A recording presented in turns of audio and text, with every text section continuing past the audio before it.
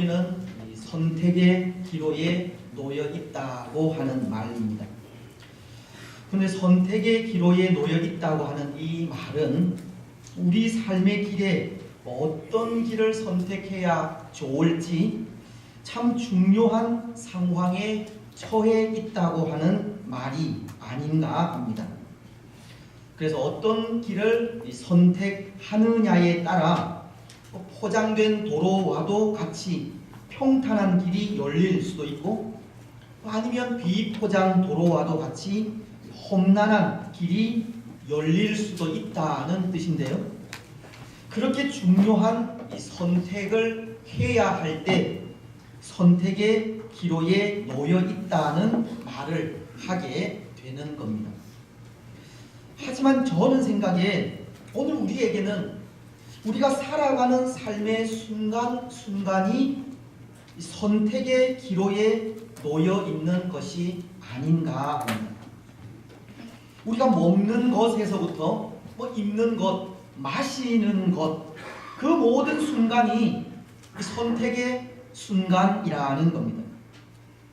때로 성경은 무엇을 먹을까, 무엇을 마실까, 무엇을 입을까 염려하지 말라고 하셨지만, 우리는 매일 무엇을 먹고 무엇을 마셔야 하는지, 또 어떤 것을 입어야 할지를 염려하며 선택해야 하고, 우리 삶의 길이 어떤 길이 바른 길인지, 우리 삶에 누구를 의지하고 누구를 따라야 실망하고 후회하지 않을지를 선택해야 하는 우리 매사가 이 선택의 기로에 놓여 있는 겁니다. 우리 삶의 순간순간이 이 선택의 순간이라는 겁니다. 그런데 여러분, 오늘 우리 삶의 매사가 이 선택의 순간이고, 그 선택을 통해 결과가 달라진다면 우리는 정말 좋은 선택을 해야 하지 않겠습니까? 올바른 것을 선택해야 하고 후회하지 않을 것을 선택해야 합니다. 비록 후회할 것이 없는 선택, 올바른 선택을 한다는 것이 쉬운 일은 아니지만, 선택에 따라 결과가 달라진다면 분명 신중한 선택을 해야 합니다. 그런데 저는 생각에 올바른 선택이라 하는 것이 그런 것이 아닐까 합니다. 당장의 유익을 생각하지 않는 선택입니다. 눈앞의 이익에 연연해하지 않는 선택입니다. 지금 내게 좋아 보이고 지금 내가 원하는 것에 대한 선택보다는 조금은 손해를 보는 듯한 선택, 희생을 감수하는 듯한 선택이 좋은 선택이 아닌가 한다는 겁니다. 왜냐하면 그 선택을 통해 나 자신의 이익보다 공동체의 이익이 나타나고, 그 선택을 통해 내가 드러나기보다 예수님이 드러나며, 그 선택을 통해 나의 영광이 아니라 하나님의 영광이 나타난다면 그것보다 더 유익하고 가치 있는 선택은 없기 때문입니다. 그것이 믿음을 가진 우리가 추구해야 하는 삶이기 때문입니다. 경상남도 거창에 가면 미션 스쿨인 거창고등학교가 있는데요. 여호와를 경외하는 것이 지식의 근본이라고 하는 잠언서의 말씀을 교훈으로 가진 학교입니다. 그런데 그 학교엔 취업 10계명이 있다고 합니다. 취업을 하게 될 때 그 10가지의 계명에 준해 직장을 선택하라고 한 것 같은데요. 그런데 그 내용의 전부가 개인의 이익을 앞세우지 않는 조항들입니다. 그 중에 몇 가지를 말씀드리면, 직장을 구할 때 월급이 적은 쪽을 택하라 라고 한다든지, 또 승진의 기회가 거의 없는 곳을 택하라고 하며 사회적 존경 같은 것을 바라볼 수 없는 곳으로 가라고 합니다. 한가운데가 아니라 가장자리로 가라고 하고, 왕관이 아니라 단두대가 있는 곳으로 가라고 합니다. 오늘날로 치면 참 어리석게 생각되는 조항들을 담고 있습니다. 그런데 그렇게 하라고 하는 이유가 있다고 합니다. 첫째는 이런 정신으로 무장해야 세상을 이길 수 있다는 겁니다. 또 이런 삶이 세상의 빛과 소금이 된다는 겁니다. 나보다는 다른 사람의 유익을 먼저 생각하는 삶이 하나님의 나라를 만들어 간다는 겁니다. 예수님도 보십시오. 사실 예수님도 자신에게 있어서는 늘 이 최악의 선택을 하셨습니다. 빌립보서는 2장 6절로 7절을 통해 이렇게 말씀을 하시는데요. 그는 근본 하나님의 본체시나 하나님과 동등됨을 취할 것으로 여기지 아니하시고 오히려 자기를 비워 종의 형체를 가지사 사람들과 같이 되셨고, 하나님이신 예수님은 사람의 몸을 입고 이 땅에 오실 때부터 자기를 비우고 종과 같이 되는 선택을 하신 겁니다. 공생애를 시작하실 때에도 마찬가지인데요. 예수님은 사단의 시험을 받으시면서 자신에게 절을 하면 이 세상의 온갖 부귀 영화를 다 주겠다고 한 사단의 제안을 거절하셨습니다. 십자가를 지시기 전날에는 예수님 자신을 위해 이 십자가라고 하는 무거운 잔을 거두어 달라고 하나님께 기도하기도 하셨지만, 이내 아버지의 뜻이면 그 잔을 받겠다고 자신의 뜻을 내려놓기도 하셨습니다. 그리고는 그 험한 십자가를 지신 겁니다. 예수님은 자신의 유익을 위한 선택을 하지 않으셨다는 겁니다.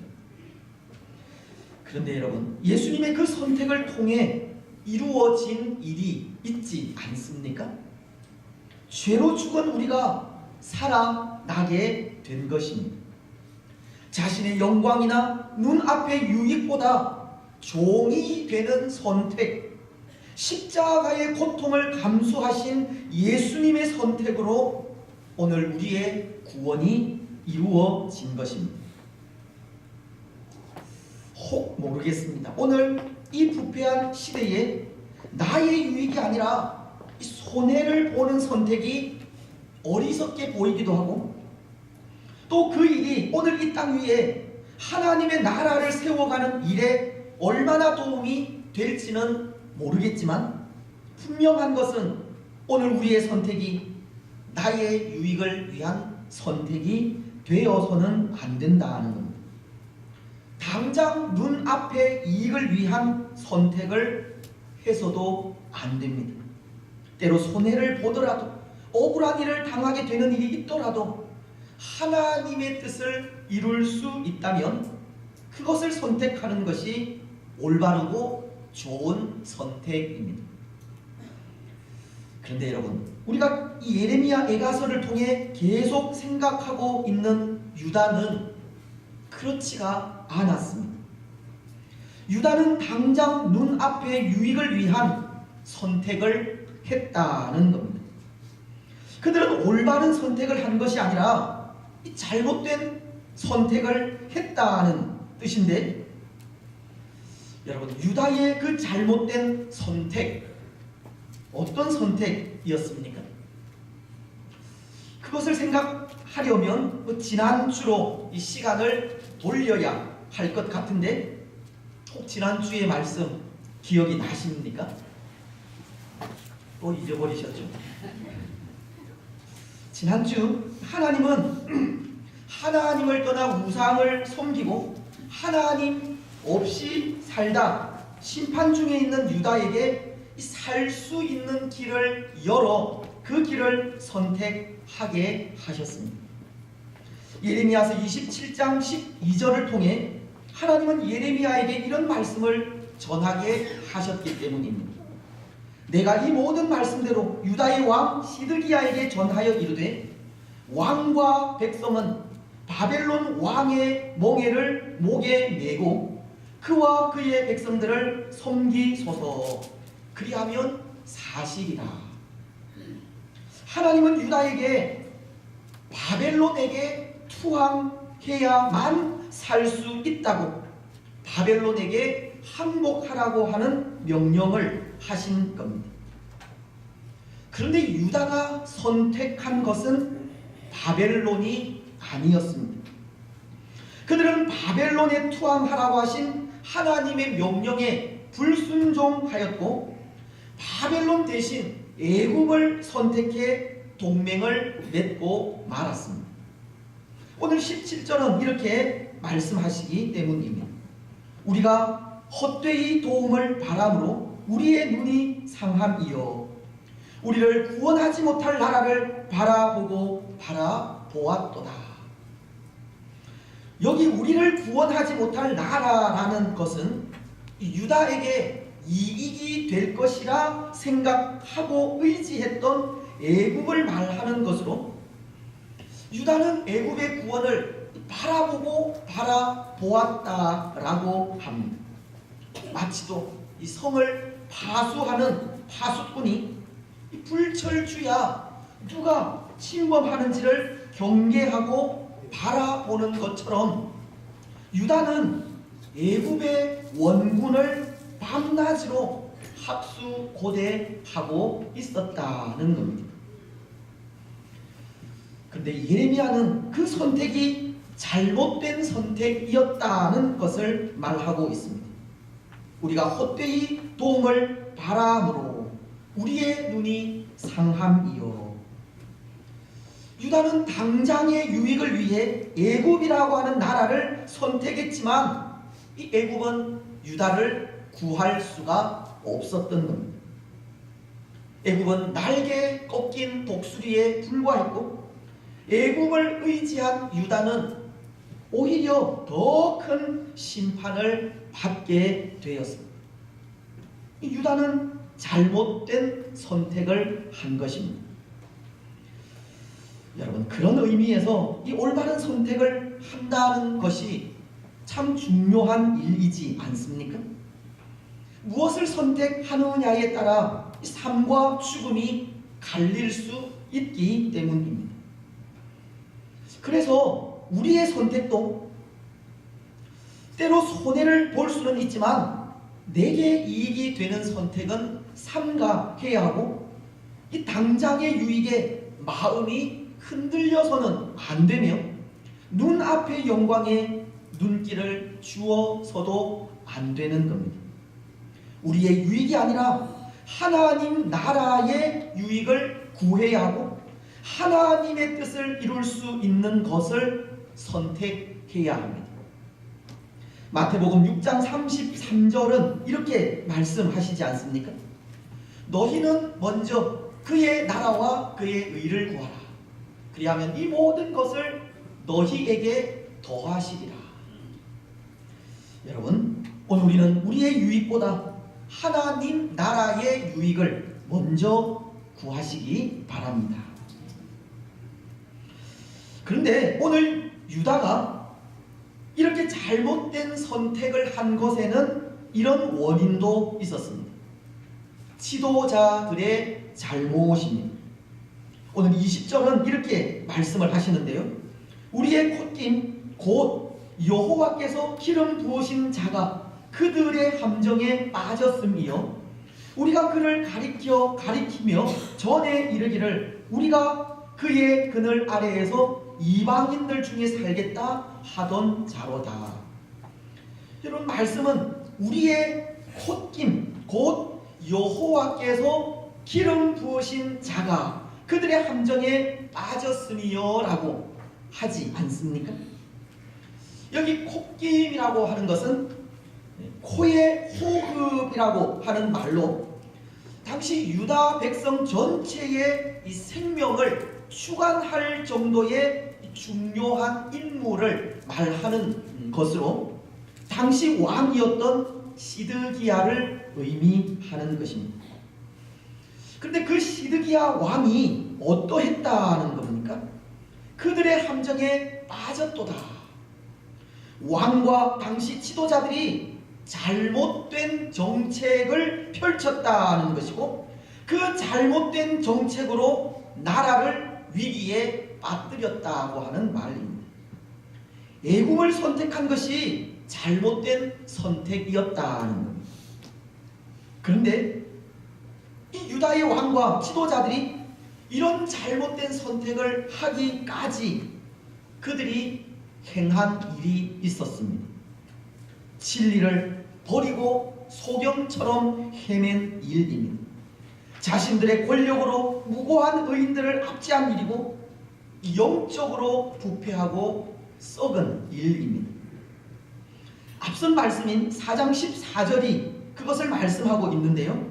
말씀은 이렇게 기록하고 있습니다.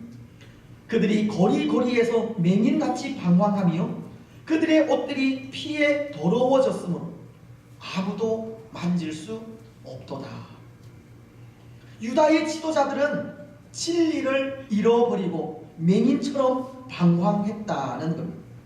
그래서 그들은 올바른 것을 볼 수 없었고 좋은 것을 선택할 수 없었던 겁니다. 그들은 영적으로 황폐해져 있었고 어두워져 있었기 때문에 하나님의 뜻을 올바로 분별할 수 없었던 겁니다. 그래서 그들의 선택이 잘못된 것은 어쩌면 당연한 일입니다. 그 상황에서 좋은 선택을 한다는 것이 오히려 이상한 일입니다. 진리를 떠나 영적으로 부패하고 하나님을 떠나 하나님의 뜻을 생각하지 못하는데 그 속에 올바른 선택, 좋은 선택을 한다는 것은 있을 수가 없는 일이라는 겁니다. 그렇습니다. 사랑하는 여러분, 그렇게 본다면 오늘 우리는 또 하나 올바른 선택을 하기 위해 우리가 해야 할 일이 있을 것 같습니다. 먼저 그의 나라와 그의 의를 구하는 것과 함께 또 하나 더 좋은 선택을 위해 우리가 해야 할 일이 있다는 겁니다. 오늘 유다의 지도자들이 진리를 떠나 영적으로 부패하여 올바른 선택을 하지 못했다면 우리는 이 영적인 부요함을 누리는 일입니다. 유다의 지도자들이 영적인 맹인이 되어 잘못된 선택을 했다면 우리는 항상 깨어서 밝은 영을 소유하는 일입니다. 영적인 부요함과 이 밝은 영을 소유해야 항상 올바른 것, 하나님의 것을 선택할 수 있다는 겁니다. 늘 깨어 있어야 먼저 그의 나라와 그의 의를 구할 수가 있다는 겁니다. 그렇습니다. 오늘 우리는 이 영적으로 이 부요한 삶을 사셔야 합니다. 밝은 영을 소유해야 합니다. 늘 깨어 있어야 합니다. 오늘 유다처럼 영적인 부패함으로 잘못된 선택을 하는 것이 아니라 영적인 부요함과 밝은 영으로 올바른 것, 하나님의 것을 선택해야 합니다. 여러분, 그렇다면 그 삶은 어떤 삶이겠습니까? 우리는 어떤 삶을 통해 항상 이 영적인 부요함을 유지할 수 있겠습니까? 어떻게 살아야 늘 깨어 밝은 영을 소유할 수 있겠습니까? 오늘 본문 속에 예레미야가 그 해답을 가르쳐준다 생각하는데요. 이 예레미야는 유다가 하나님을 떠나 하나님의 명령을 거역하고 불순종한 것에 심판의 원인, 멸망의 원인이 있음을 고백하면서 유다의 현 상태를 올바로 보고 있듯이 오늘 우리도 우리 자신의 모습을 똑바로 보고 우리 현재의 모습을 올바로 발견할 때 영적인 부요함 속에 살아갈 수 있습니다. 예레미야는 17절을 통해 우리가 헛되이 도움을 바람으로 우리의 눈이 상함이여 우리를 구원하지 못할 나라를 바라보았도다라고 하나님께서 원하시지 않는 애굽의 도움을 구한 것이 잘못된 일이라고 분명히 고백하고 있지 않습니까? 하나님의 명령에 불순종한 것이 멸망의 이유라는 것을 분명히 알고 있었다는 겁니다. 예레미야는 유다의 모습을 올바르게 볼 줄 알았다는 겁니다. 여러분, 바로 이런 모습입니다. 자신의 모습을 볼 줄 알아야 합니다. 자신의 삶을 돌아보면서 현재의 상황을 정확하게 발견하여 볼 줄 아는 삶이 영적으로 부요한 삶을 살게 합니다. 현재의 상황을 정확하게 볼 줄 아는 삶이 깨어있는 삶이고 그 삶 속에 밝은 영이 임하게 됩니다. 왜냐하면 항상 자신을 돌아보고 자신의 잘못을 발견하여 그것을 들고 하나님께로 가까이 나아갈 때 하나님의 도우심을 입을 수 있기 때문입니다. 자신의 연약한 모습을 발견하여 하나님의 도우심을 구할 때 하나님의 은혜는 임하기 때문이라는 겁니다. 그래서 사실은 그런 것 같습니다. 이 자기 자신을 올바로 볼 수 없는 것만큼 불쌍한 사람은 없다는 겁니다. 자신의 모습을 올바로 발견하지 못하고 자신의 영적인 상태를 파악하지 못하는 것만큼 불쌍한 영혼은 없다는 겁니다. 자신의 모습을 깨닫지 못하고 교만하게 행하는 사람이 가장 불쌍한 사람이고 자신의 부패한 심령을 보지 못하고 자신을 옳게 여기는 사람이 가장 불행한 영혼입니다. 예수님은 마태복음 23장 27절을 통해 바리새인들에게 이런 말씀을 하셨습니다. 화 있을진저 외식하는 서기관들과 바리새인들이여 회칠한 무덤 같으니 겉으로는 아름답게 보이나 그 안에는 죽은 사람의 뼈와 모든 더러운 것이 가득하도다. 예수님은 바리새인들을 향해 회칠한 무덤 같다고 자신들의 모습은 알지 못한 채 이 겉만 화려하게 치장한 것을 책망하셨듯이 회칠한 무덤같이 자신을 알지 못하는 사람이 가장 불쌍한 사람입니다. 요한계시록에도 보면 아시아의 7교회 중에 라오디게아 교회에 대한 말씀이 있는데요, 그 교회도 그랬습니다. 라오디게아 교회도 영적으로 교만하여 자신들의 모습을 바로 보지 못한 영적으로 황폐한 교회였다는 겁니다. 요한계시록 3장 17절은 라오디게아 교인들이 자신들을 향해서 이런 말을 하고 있기 때문입니다. 나는 부자라 부요하나 부족한 것이 없도다. 그들은 자신의 부요함을 자랑하고 있습니다. 그리고 그 부요함은 육적인 것만이 아니라 이 영적인 부분도 마찬가지라고 했는데요, 그들은 자신들이 가진 그 육적인 부요함이 영적인 부요함 때문에 오는 것이라 생각을 했습니다. 다시 말씀을 드리면 자신들은 영적으로 부요하기 때문에 하나님께서 이 육적인 부요함도 주셨다라고 생각을 한 겁니다. 그런데 여러분, 그 생각은 참 가상한 생각이기는 하지만 하나님은 그렇게 생각하지 않으셨습니다. 하나님은 그들에게 이렇게 말씀하시기 때문입니다. 요한계시록 3장 17절 하반절이 내 곤고한 것과 가련한 것과 가난한 것과 눈먼 것과 벌거벗은 것을 알지 못하는도다. 하나님은 라오디게아 교인들을 향해서 너희들은 영적인 부패함 가운데 있다. 너희들의 영적인 부패함을 알지 못한다고 말씀을 하신 겁니다. 라오디게아 교인들은 자신들이 영적으로 부요한 줄 알았지만 그것이 아니었다는 겁니다. 오히려 그들은 곤고했고 가련했습니다. 그들은 가난했고 눈멀었고 벌거벗은 상태에 있었습니다. 그들의 영적인 삶은 피폐했다는 겁니다. 라오디게아 교인들은 그들의 육적인 부요함이 그 영적인 부요함에서 오는 것으로 알았지만 자신들의 생각과는 달리 그들의 영적인 삶은 벌거벗은 상태였던 겁니다.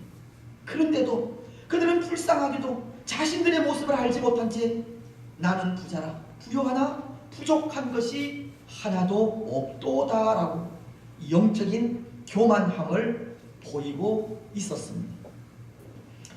사랑하는 여러분, 영적인 부패함은 영적인 교만에서 나옵니다. 자기 자신을 올바로 볼 수 있는 눈이 없을 때 옵니다. 지금 나 자신이 어떤 상태이고 어떤 처지에 있는지 발견하지 못할 때, 나의 연약함을 알지 못할 때, 내가 부요하다고 느껴질 때, 그때 영적인 황폐함은 찾아온다는 겁니다. 오늘 우리는 어떻습니까? 오늘 우리는 지금 우리의 영적인 상태를 잘 파악하고 있습니까? 우리는 하나님 앞에 항상 부족하다 하는 사실을 알고 있습니까? 그래서 우리의 부족함을 있는 그대로 내어놓고 하나님의 은혜를 간구하고 있습니까? 하나님만이 나의 힘이 되시고 하나님만이 나의 도움이심을 고백하면서 날마다 하나님 앞에 서 있습니까? 오늘 우리의 삶에 낮아지고 겸손한 모습이 있습니까? 오늘 우리는 우리 자신을 올바로 볼 수 있었으면 좋겠습니다. 우리의 모습이 어떠한지 깨닫지 못하는 불쌍한 사람들이 되지 않았으면 좋겠습니다. 우리의 부족함과 연약함을 깨닫고 항상 하나님 앞에 나아갔으면 좋겠습니다. 다윗은 밧세바로 인해 범죄했을 때 시편 51편 3절을 통해 이런 고백을 했지 않습니까? 무릇 나는 내 죄과를 아오니 내 죄가 항상 내 앞에 있나이다. 오늘 우리도 우리의 연약함과 부족함을 발견하여 내 죄가 항상 내 앞에 있나이다 라는 고백으로 나아가야 합니다. 그리고 그 부족함에 항상 하나님의 도우심을 구하는 삶을 살아가야 합니다.